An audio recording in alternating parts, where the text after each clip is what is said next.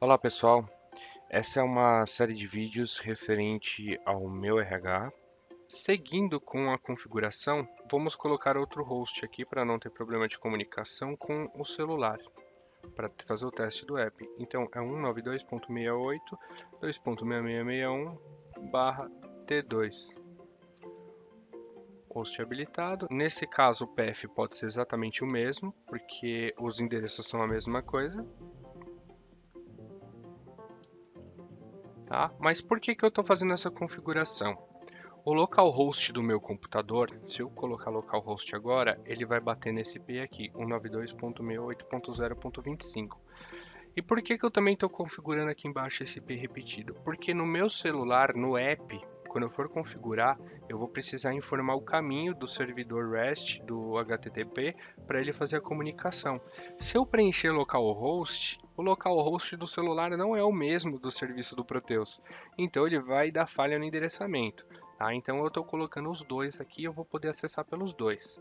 Agora, se eu já tenho uma configuração de DNS, aí uma URL configurada, eu poderia colocar ela aqui já.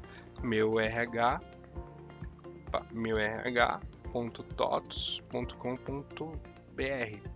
por exemplo, 2.6661/T2. Eu sugiro que sempre utilize a porta e isso daqui para você saber que são de grupos de empresas diferentes, e a porta para você, porque às vezes você pode ter algum problema de endereçamento, tá? Porque você não utiliza a porta padrão do HTTP. Então eu também poderia acessar por esse endereço.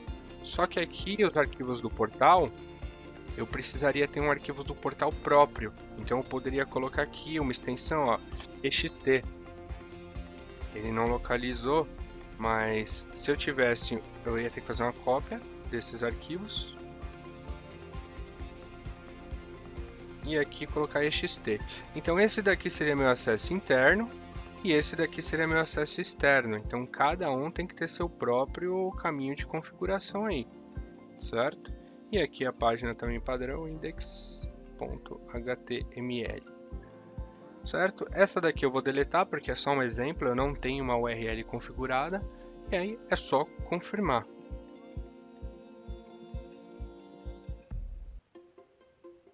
Atualizou, ele vai atualizar o seu appserver.ini. Então aqui, ó, ele trouxe ambos os endereços de acesso do meu RH, a configuração do REST com o encaminhamento do host REST. Nos arquivos do portal, depois que você fez esse passo, ele vai atualizar o arquivo chamado properties.json.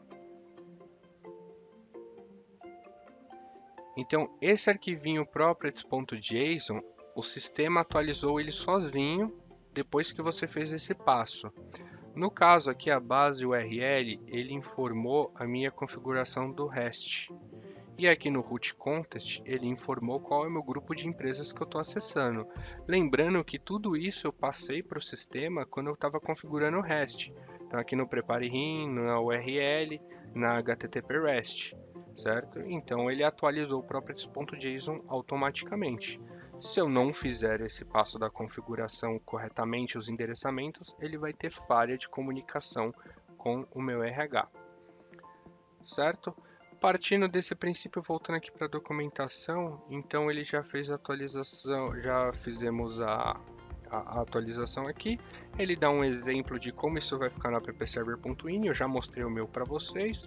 Ele dá algumas coisas, explica algumas informações da seção REST config, e aqui ele fala o que eu acabei de falar para vocês sobre a configuração do properties.json, e aí ele também traz um modelo dessa configuração.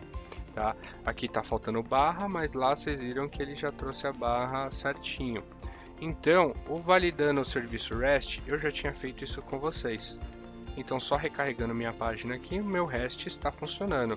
Aqui está como localhost, mas eu posso colocar 192.168.0.1.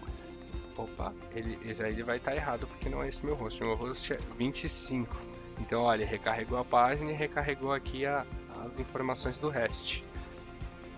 Certo? Feito isso, o portal já está pronto.